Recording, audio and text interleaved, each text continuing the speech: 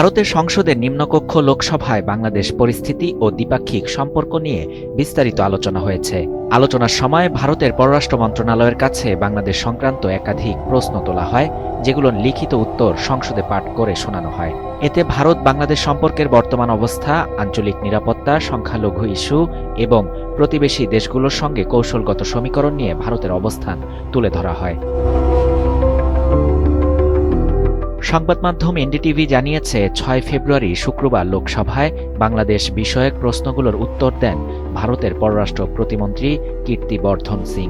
তাকে প্রশ্ন করা হয় বাংলাদেশ ও ভারতের মধ্যে বর্তমানে কোনো স্পর্শকাতর বা সংকটপূর্ণ সম্পর্ক বিরাজ করছে কিনা এবং পাকিস্তান এই পরিস্থিতির সুযোগ নিচ্ছে কিনা, যা ভারতের স্বার্থের জন্য ক্ষতিকর হতে পারে। জবাবে কীর্তি বর্ধন সিং বলেন, প্রতিবেশী দেশ হিসেবে ভারত ও বাংলাদেশের মধ্যে রয়েছে অত্যন্ত গভীর ঐতিহাসিক, ভৌগোলিক, সাংস্কৃতিক ও ভাষাগত সম্পর্ক। এমনকি আমাদের সামাজিক বন্ধনও অভিন্ন। আমাদের মধ্যকার দ্বিপাক্ষিক সম্পর্কের মূল লক্ষ্য হল জনকল্যাণমুখী উন্নয়ন।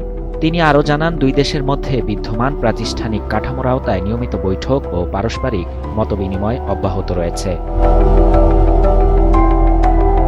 লোকসভায় আরেক প্রশ্নে বাংলাদেশে সংখ্যালঘু, বিশেষ করে হিন্দু সম্প্রদায়ের মানুষের নিরাপত্তা পরিস্থিতি নিয়েও আলোচনা হয়।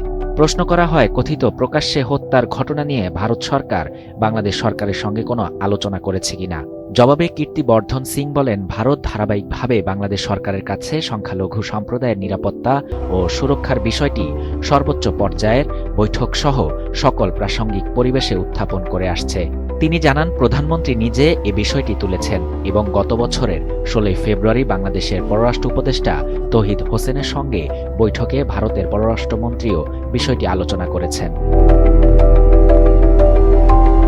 বাংলাদেশ, পাকিস্তান ও চীনের মধ্যে সম্ভাব্য ঘনিষ্ঠতা নিয়ে এক প্রশ্নের জবাবে কীর্তি বর্ধন বলেন, ভারতের নিরাপত্তা ও অর্থনীতির সঙ্গে সংশ্লিষ্ট সব ধরনের অগ্রগতি সরকার নিয়মিতভাবে পর্যবেক্ষণ করে। এর মধ্যে প্রতিবেশী অঞ্চলের পরিস্থিতিও অন্তর্ভুক্ত।